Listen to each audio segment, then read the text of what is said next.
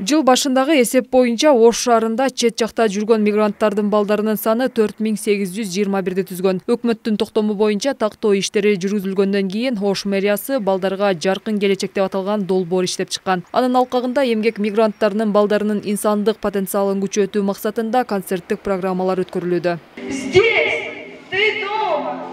Здесь я стригу твой покой.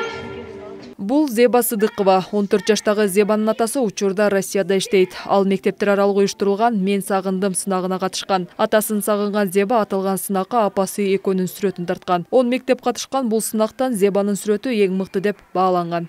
Мен 1-нчи мектепте окуйм. Мен конкурста катнашып. Мен номер 1-нчи мектепте окуйм. Мен сагындым деген сынакта 1-нчи орунду алдым. Сүрөттө апам экөөбүздү тартканмын. Атама болгон сагынычымды көрсөткүм келген. Жыйынтыгында 1-нчи орунду алып отурганыма аябай сүйүнүп турам. Бул конкурстарды сагындым деген темада чызамын.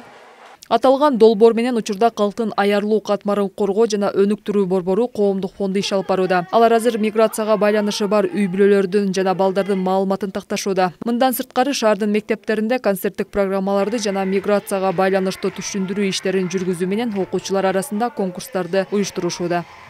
Калктын аярлуу катмарын колдоо жана өнүктүрүү коомдук фонду менен биргеликте ушул эмгек мигранттардын балдарынын өз ара көндүмдөрүн өнүктүрүү жана карым катнаштарын күчөтүү, буларга ушундай туура эс алуусун уюштуруу максатында ушул иш-чара уюштурулуп жатат.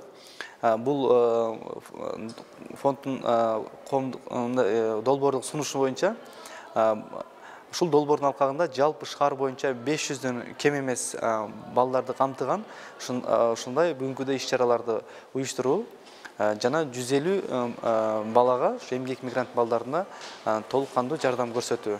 Кандайдыр бир балдар ата-энесиз калтырылып кеткен болсо, ошолорго жакындан иштөөгө аракет кылып, ошол балдарды толук түрдө биз иш-чарабызга катыштыруу аркылуу алардын 150 балага өтө муктаж болгон балдарга социалдык, психологиялык жана моралдык жана социалдык жардам берүүгө багыттайбыз өздүн ишибизди. Негизинен 7 аймактык башкармалыктарда толук иш-чаралар өтөт. Бул атайын балдарга арналган иш-чаралардын жыйынтыгында ушул миграция көйгөйү боюнча жалпы калк, ата-энелер, балдар маалымат алат, анын кесепеттери жөнүндө өзүндө ой жүгүртүүгө алып барабыз.